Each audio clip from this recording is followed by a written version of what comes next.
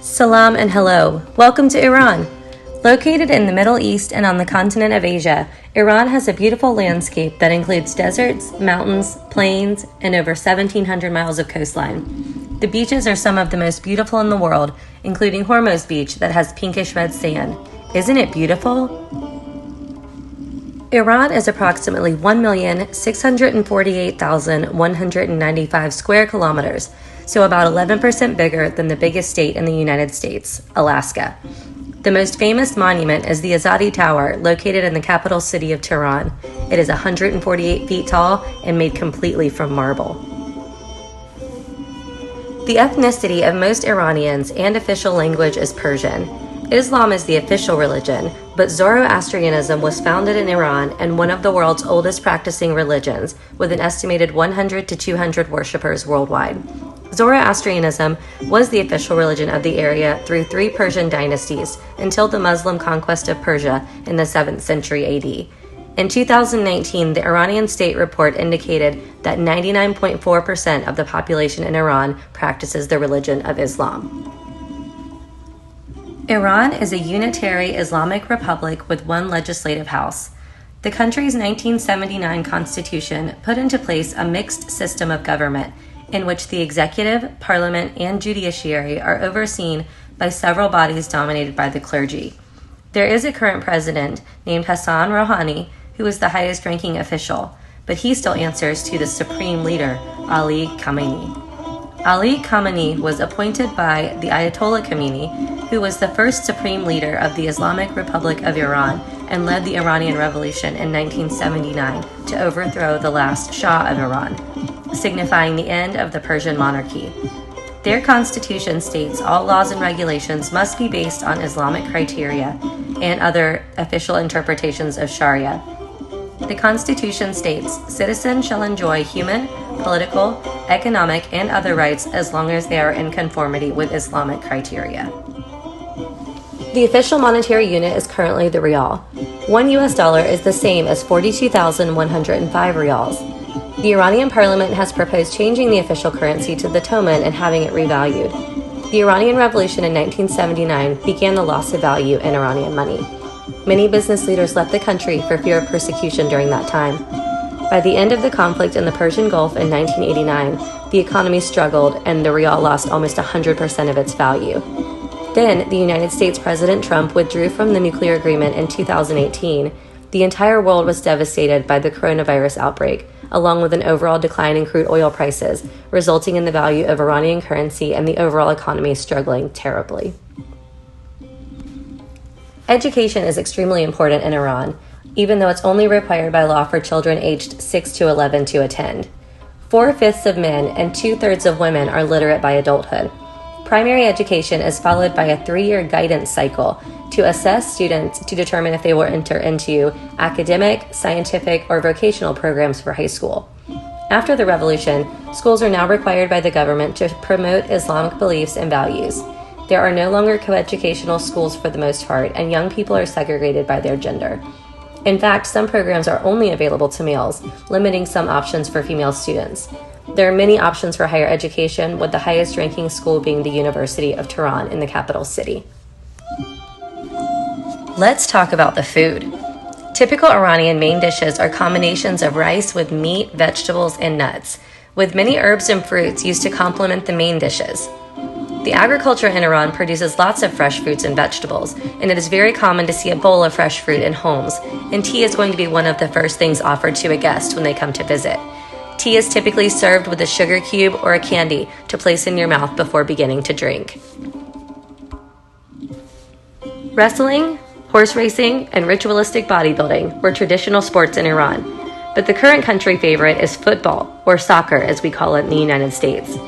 The country's team won several Asian championships and made it all the way to the World Cup in 1978, but the revolution in 1979 was a major setback for all Iranian sports. Enthusiasm at sporting events remains strong amongst young people. The sports are very politicized in Iran, and there are unique dangers that exist for Iranian athletes.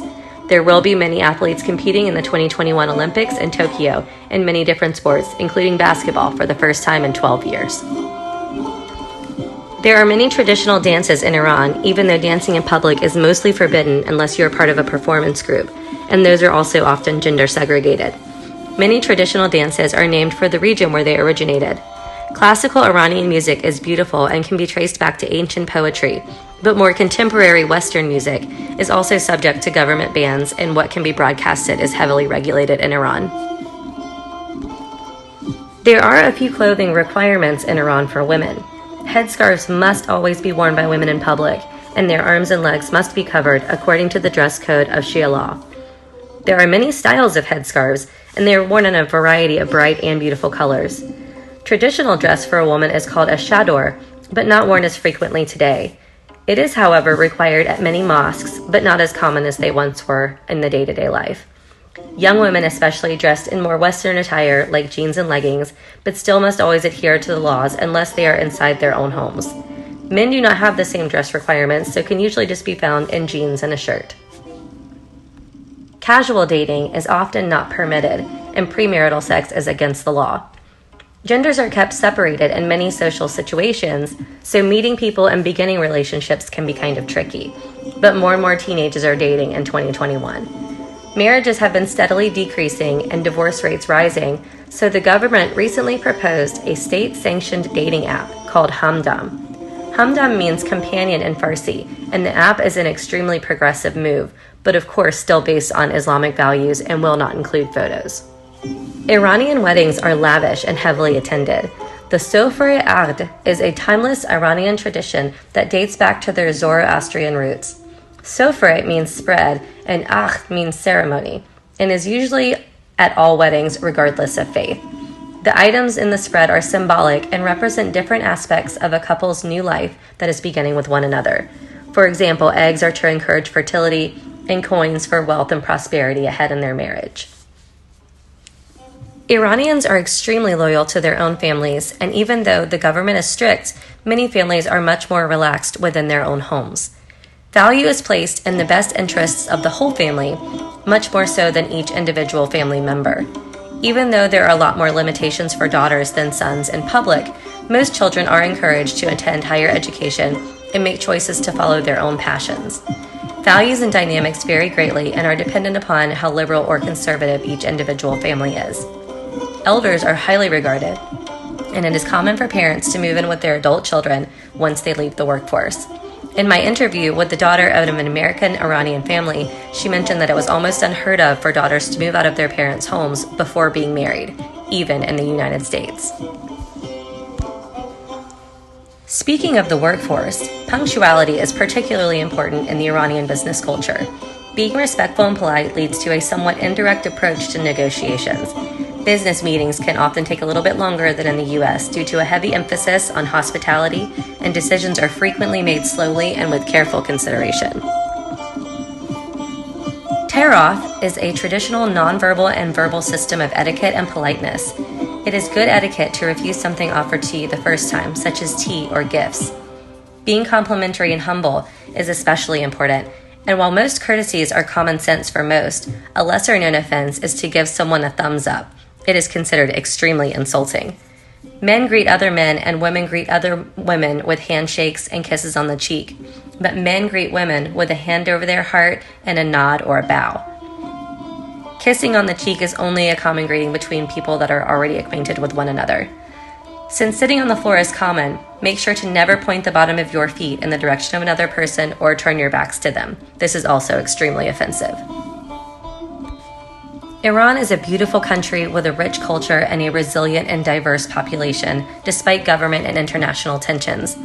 The Western media portrays Iran as a bit of a stern and dangerous place, but the people are actually very warm and welcoming, and hospitality is a source of pride.